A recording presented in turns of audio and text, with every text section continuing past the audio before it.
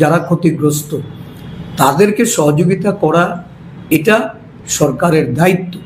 কিন্তু দেখা গেছে এই ধরনের ঘটনা, বিরোধীদের উপর আক্রমণ, বিরোধীদের অফিস জ্বালিয়ে দেওয়া, বিরোধীদের নেতৃত্বের বাড়ি ঘরে গিয়ে ভাঙচুর থেকে শুরু করে লুটপাট, অগ্নিসংযোগ, তাদের যানবাহন, দোকানপাট, ব্যবসা বাণিজ্য কেন্দ্র সমস্ত জায়গাতে বিগত 8 বছর ধরে যারা ক্ষতিগ্রস্ত হয়েছেন, এই সরকারের না আগের মুখ্যমন্ত্রী, না বর্তমান মুখ্যমন্ত্রী, না শাসক দলের পক্ষ থেকে, সরকারের পক্ষ থেকে কোনো ধরনের আর্থিক সহায়তা কখনো প্রদান করা হয়নি।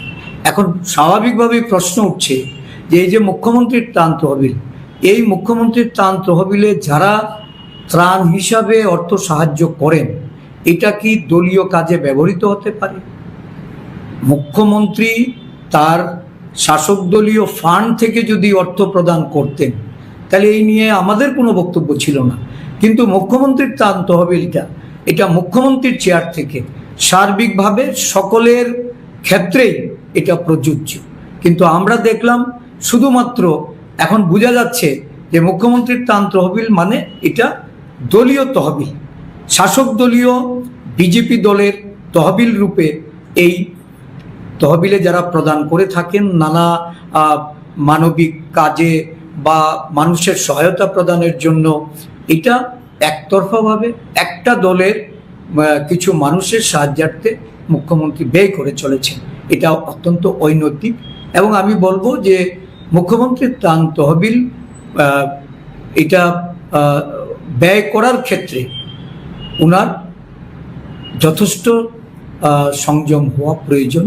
আমরা এই বিষয়ে এটা গভীরভাবে নিন্দা জানাই। কারণ মুখ্যমন্ত্রী যদি মনে করেন যে কেউ ক্ষতিগ্রস্ত হয়েছে, সমান দৃষ্টিভঙ্গি নিয়ে সব দলের ক্ষেত্রে বা যারাই ক্ষতিগ্রস্ত, বিগত দিনে যারাই ক্ষতিগ্রস্ত হয়েছেন তাদের জন্য মুখ্যমন্ত্রীর যে দায়িত্ব, এই দায়িত্ব পালন করা উচিত। এটা শুধু নিজ দলের ক্ষেত্রেই নয়, অন্যান্য রাজনৈতিক ঘটনাবলীতেও ক্ষতিগ্রস্ত পরিবারগুলির জন্য ওনার অনুরূপ ব্যবস্থা গ্রহণ করা উচিত ছিল। উনি করেননি। আমি দাবি রাখব যে এটা ওনাকে করতে হবে, আদারওয়াইজ উনি মুখ্যমন্ত্রীর ত্রাণ তহবিল নিয়ে যথেচ্ছাচার করতে পারবেন না, এটা অনুচিত। আমাদের প্রশ্ন